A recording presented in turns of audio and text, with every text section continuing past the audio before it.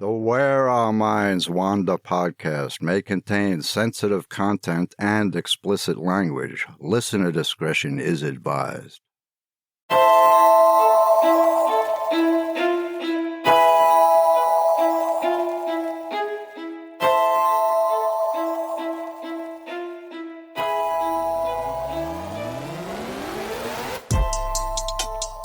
Greetings, fellow wanderers, to the places our minds wander.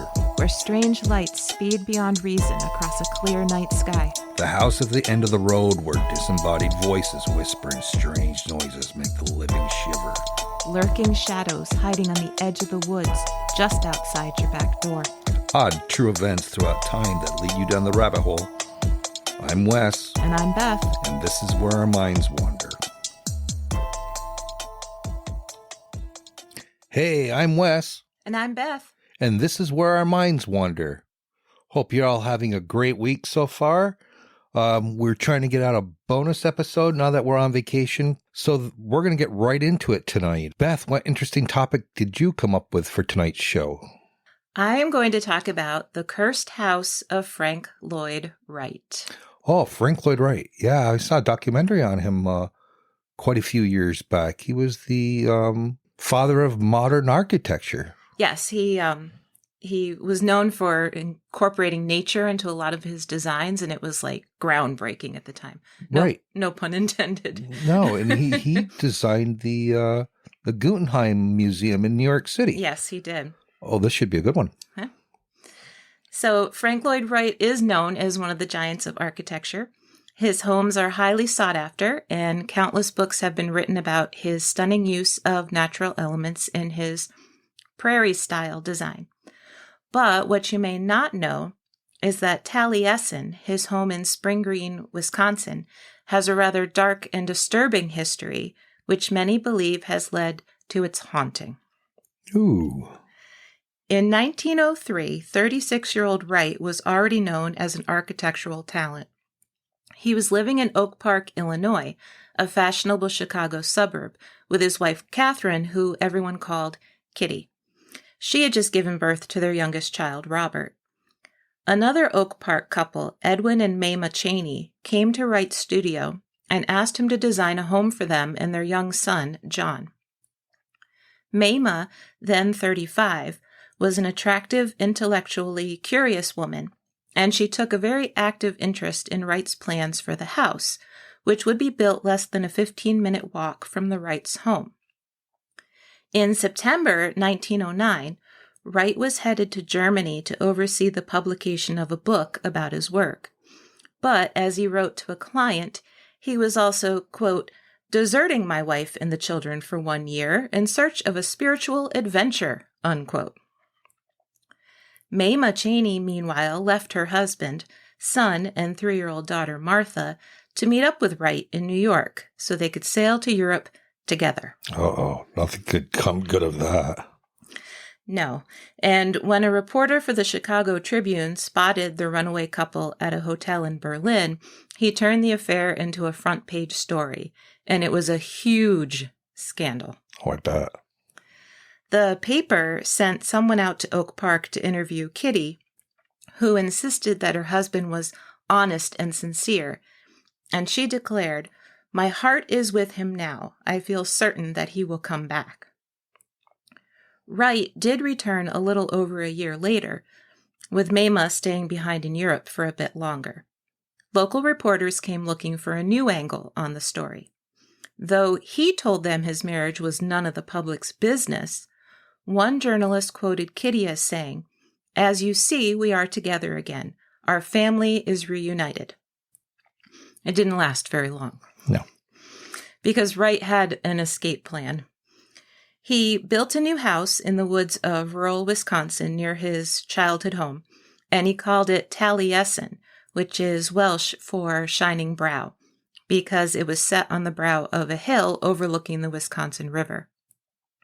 Caring little for society's conventions, or apparently his wife's feelings, he told reporters, quote, "2 women were necessary for a man of artistic mind. I can see that. One to be mother of his children, and the other to be his mental companion, his inspiration, and soulmate. He told another reporter, quote, "Laws and rules are made for the average. The ordinary man cannot live without rules to guide his conduct. It is infinitely more difficult to live without rules, but that is what the really honest, sincere, thinking man is compelled to do." Well, that's a good excuse for his behavior. On one hand, I'm like, wow, he was really kind of a jerk. But then on the other hand, I'm wondering how badly the press was hounding them, because it seems like it was a huge deal. Right. Though Kitty refused to grant Wright a divorce, Maima's own marriage had been dissolved, and she'd returned to using her maiden name, Borthwick.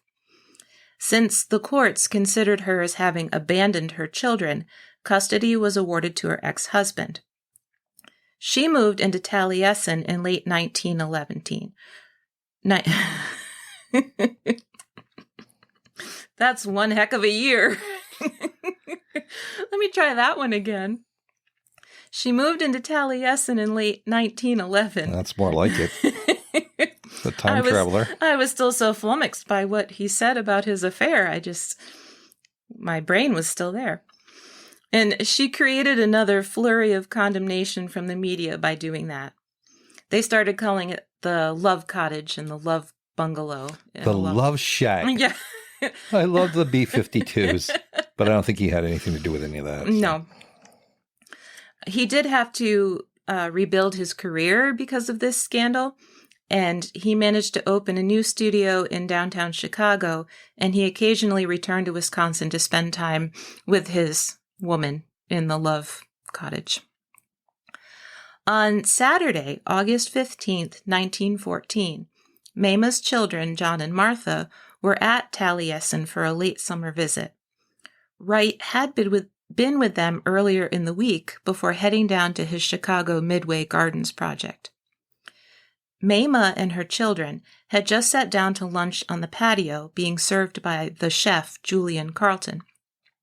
Several draftsmen and other workers had also sat down in the dining room on the other side of the house to eat their meal as well.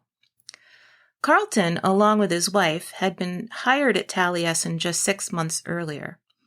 Earlier on this day, he had been reprimanded by Maima in some way, and the feeling around the estate was that Carlton and his wife would soon be let go. Ruh-roh. Yeah.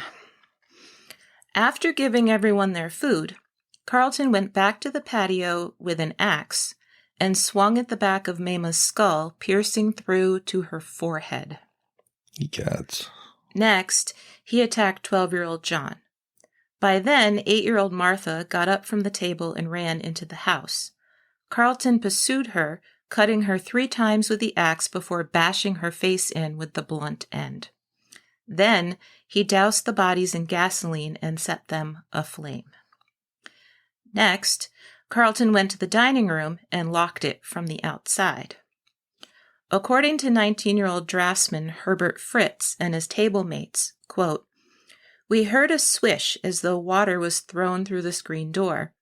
Then we saw some fluid coming under the door. It looked like dishwater.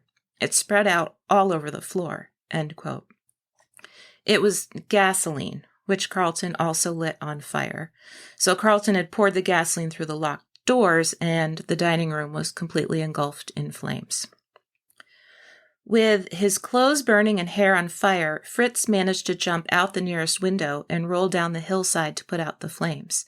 As he looked back, he saw Taliesin in flames and Carlton wielding his hatchet against co-workers who had broken through the barricaded door.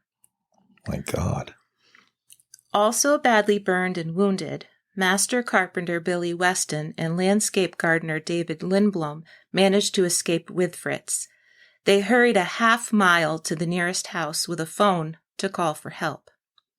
The townspeople who rushed to the scene found the bodies of Maima, her 2 children, Ernest Weston, he was 13 and the son of the carpenter William Weston, Milwaukee draftsman Emile Brodell, 26, and Taliesin foreman Thomas Brunker, 68. Handyman David Lindblom, who had gone to call for help, Right. died later of his injuries and burns. In all, 7 people were murdered by Carlton. That's sickening. It's horrifying. Different sources tend to have a slightly different place for the exact murder spot of Mamah and her children. So, for example, the next day on August 16th, 1914, the Detroit Tribune ran an article in which they reported that Mamah and her children had been inside the house, trapped in the fire, and that Carlton killed them as they attempted to escape through an open window. But regardless, 7 people died because of him.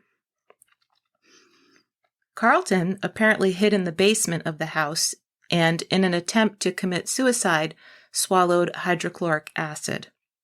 Excellent. That's a perfect way for him to go. Yeah.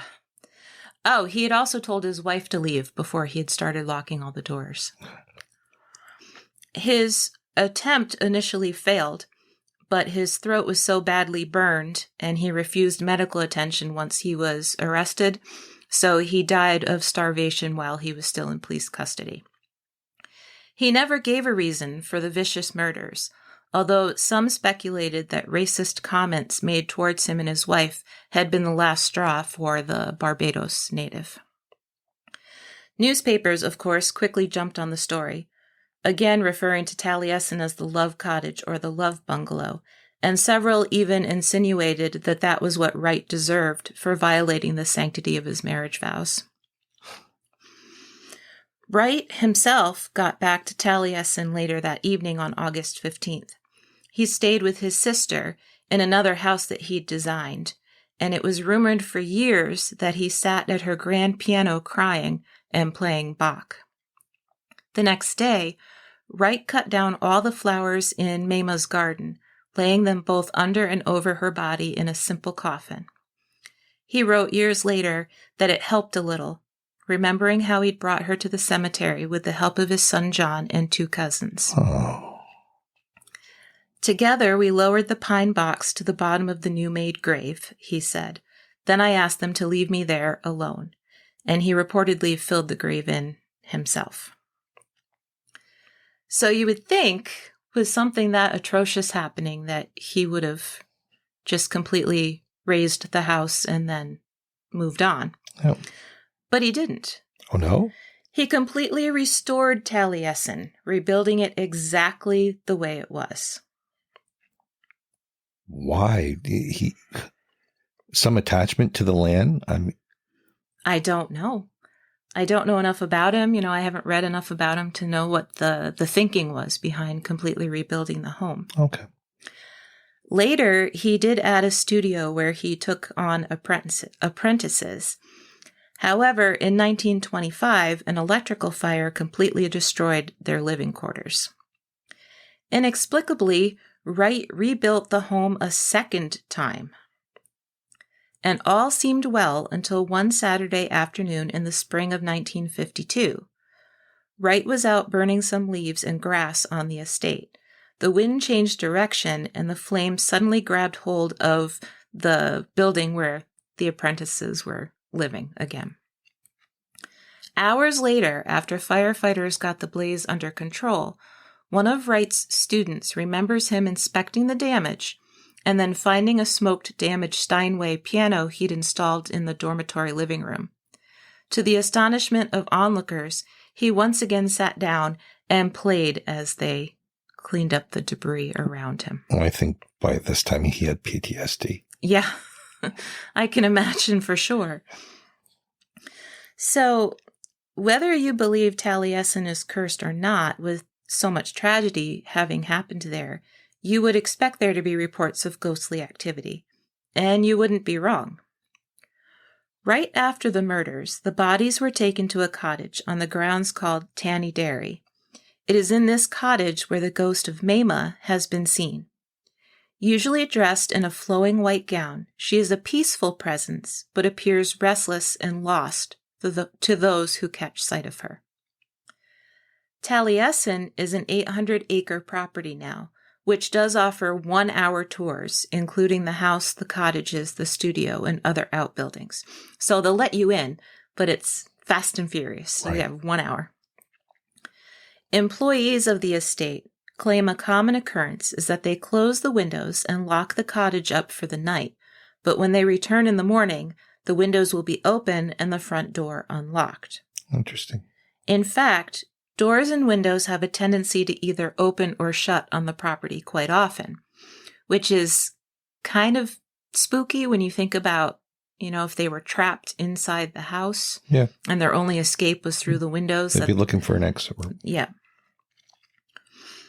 Lights also allegedly go on and off inexplicably, and visiting artists have also reported the disembodied voices of children.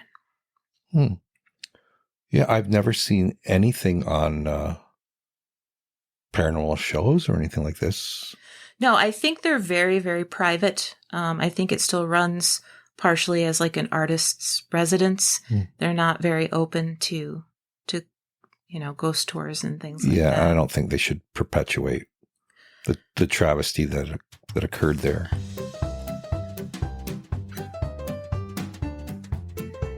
Hey, did you know Charles Edward Brown Sicard had himself a fantastic reputation in the medical field during the mid to late 19th century? He advanced the medical world's understanding of the connection between the nervous system and the brain, as well as the use of bromides to treat epilepsy. At the age of 72, he made his boldest claim yet that he had discovered the secret to immortality. He claimed that since injecting himself with the testicular blood and seminal fluid from guinea pigs and dogs, he felt 30 years younger, could run up and down the stairs, and lift heavier weights. 4 years later, he died. Who'da thunk it? So what did you find to delve into this week? My story tonight is about the Green Children of Woolpit. Have you ever heard of them? I don't think I have. Well, sit back and be entertained. During the 12th century, the rural village of Woolpit, England, was agriculturally productive and densely populated.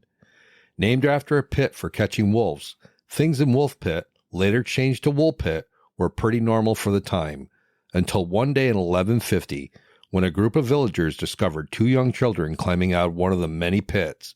The children, a young boy and girl, spoke an unknown language, wore clothes of unknown fabric and style, and their skin was bright green.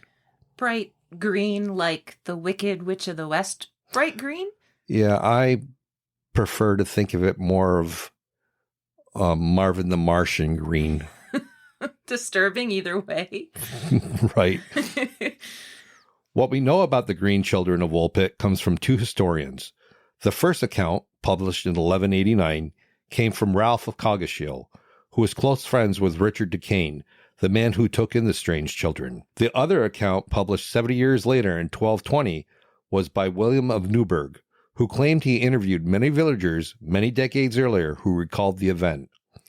According to William of Newburgh's account, at harvest time, when the harvesters were busy in the fields gathering the crops, 2 children, a boy and a girl, emerged from these ditches.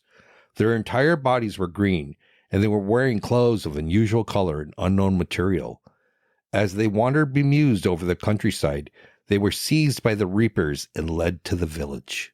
Ralph of Coggeshall's account continues the narrative.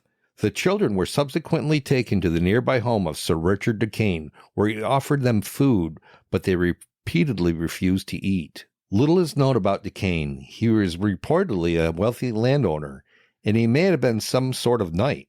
He is said to have perished around 1188. The seemingly starving children refused to eat for days until de Caen offered them beans. Meaning to shell and cook them, de Caen was surprised when the children grabbed the beans from him and ate them, raw pods and all. The raw beans were all they would eat for days after that. Now, I'm not sure I find that so weird. I mean, I guess it depends on what sort of beans they were. Well, I imagine they had one hell of a stomachache after all that. At some point, de Caen had the children baptized. The boy passed away at some point as well, although it is unclear just when in the timeline this happened. It is debatable whether both children began to eat any food other than beans, or if both children learned to even speak English, but both Newburgh's and Cogshill's account clearly state that the girl did. She lived with Richard Duquesne for some years, where he was able to slowly convert her over to a more varied diet. Eventually, her skin lost its green hue. He began calling her Agnes, and she slowly learned to speak English. Once she did, the story of the green children of Woolpit got even stranger. When asked where she came from, Agnes replied, "We are inhabitants of the land of St. Martin, who is regarded with peculiar veneration in the country which gave us birth. We are ignorant of how we arrived here. We remember only this, that on a certain day when we were feeding our father's flocks in the fields, we heard a great sound, such as we are now accustomed to hear at Edmonds when the bells are chiming, and while us listening to the sound in admiration, we became entranced and found ourselves among you in the fields where you were reaping." She went on to say, "The sun does not rise upon our countryman. Our land is little cheered by its beams. We are contented with the twilight, which among you precedes the sunrise, or follows the sunset. Moreover, a certain luminous country is seen, not far distant from ours, and divided from it by a very considerable river." So according to Agnes, in St. Martin's Land, everything and everyone was a bright green color, despite the fact that the sun never shone. There was a large river along St. Martin's Land where inhabitants could see a bright land on the other side. When she and her brother emerged from a cave after the overwhelming bells and noise that frightened them, the sunlight of Woolpit was so bright that they couldn't even see, and they tried to find their way back into the cave. That's when they were found by the villagers. That had to be terrifying for those two kids. Especially if their skin is this green color and people are reacting to them, in a way that makes them feel even more foreign. Yeah, I imagine at that point they were in shock. Agnes' story has sparked many theories revolving around why she and her brother had green skin and where in the world or other world they may have come from. In 12th century England, fairies were commonly accepted as an identifiable species, supernatural beings who were essentially human in appearance. Agnes's description of St. Martin's Land also fits the ideas of the time about what a fairyland would look like. Interactions between fairies and humans were also thought to be dangerous because humans could easily be trapped in the fairy world. Writers and scholars posited that perhaps for the green children of Woolpit, the scenario was reversed. Somehow they were trapped in the human world. In 1621, Robert Burton, the English scholar for The Anatomy of Melancholy, hypothesized that the green children fell from heaven. So the theory that the green children were alien began way back in the 1600s. More recent theories reflect a contemporary cultural view of the event, depending on more on medical discoveries and the understanding of geography of Woolpit in 1150. These theories include that the children could have been suffering from hypochromic anemia or chlorosis, a condition caused by poor diet. This could be the reason for their green skin and why, after taking a more diverse diet, Agnes's skin returned to normal. Oh, okay. So I've heard of this chlorosis stuff. Mm-hmm. Back in the 1800s in Europe, a lot of girls in boarding schools were diagnosed with it.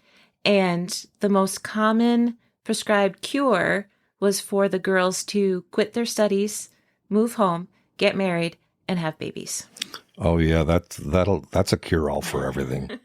That'll really make things better. Yeah. So I've heard of this chlorosis thing before. Arsenic poisoning is another theory. It has been suggested that a caretaker, an earl from Norfolk, left the siblings near the Woolpit border because they were poisoned. However, arsenic is not known to tinge the skin green. Another theory is during the 12th century, many Flemish immigrants arrived in England, being persecuted by King Henry II. The siblings could have been the children of Flemish immigrants who were possibly killed in the Battle of Fornham St. Martin, a nearby village in 1173. So it's possible that the children witnessed their parents' murders, hid in the woods, and survived on vegetations. Ah, that's interesting, too, that she said they came from St. Martin's Land. Yes. And the name of this town is, what'd you say it was? Fornham? Fornham St. Martin. Fornham St. Martin. The bells of St. Edmunds may have been audible to them. They could have hidden in the underground mines and followed them to Woolpit. Interesting theory. Yeah, it's possible. Possible. However, there were many, many Flemish immigrants in Fornham. And with it being so close to the Woolpit, it is unlikely that no one in Woolpit would have recognized the language. Ah, true. Yeah, if there were that many people around, they would have heard it quite often. Somebody would have recognized it. Yeah, it would have been identifiable. Mm-hmm. Also, the battle at Fornham St. Martin was between the king's troops and Flemish mercenaries. So it's unlikely that the immigrants would have been targeted. But I do find it interesting that St. Martin's was part of a nearby village name. Yeah, like I had said. Right. Coincidence? Or... Yeah. Huh. So what happened to Agnes? Well, according to William of Nuremberg, she remained with Duquesne until she married the Archdeacon of Ely, Richard Bear. A variation on this is that she married a man from Lynn. Either way, Agnes allegedly gave birth to one child, although there's no traceable records of her ever being married. Well, she would have had to have been married to have a child. No, I don't think that was very acceptable back then. No, though. But it happened. Right. Ralph of Coggeshall had a slightly more unsavory end for Agnes in this account. He claimed that she became a servant for Richard Duquesne and was loose and wanton in her behavior. Oh, Ralph. I know. That's just bad form, Ralph. I wonder if she ever said more later on in life about what she remembered. If she ever recanted her story or thought perhaps she made it up, to cope with the murder of her parents. Or if, when searching for English words, her real message was lost in translation. Well, that's certainly possible. I mean, if she was from the Flemish village, she and her brother, and they witnessed something super traumatic, and they went out and hid in the woods or the cave. Yeah, I guess that would really depend on how long they were in the woods. If we knew that. I mean, was it days, weeks, months, years? Which would help explain the green skin. Right. Depending how long they'd been eating just a certain type of vegetation. I'm assuming that's what would do it. Now, if it was days, I could see perhaps they stepped through some type of portal. Well, that too would fit in with the folklore in that area, right? And folklore is based on some fact. Right. Yeah. Well, I guess we're never going to know on this one. We're never going to know, which makes it the best type of story. Yeah, I don't always like a closing to a story. Well, no. It's more to the imagination. It's better to not know and to bait and wonder. Yes, it is. Well, I think that about wraps it up for this week's episode. Yeah, we hope to see all you wanderers again next week. Yeah, you take care, and we'll see you soon. Thank you for joining us. We look forward to traveling with you again to the places where our minds wander. If you like what you heard, please take a moment and provide us with a 5-star rating and a comment. It really helps us move up the list so people can find us. See you next week for an all-new episode of Where Our Minds Wander.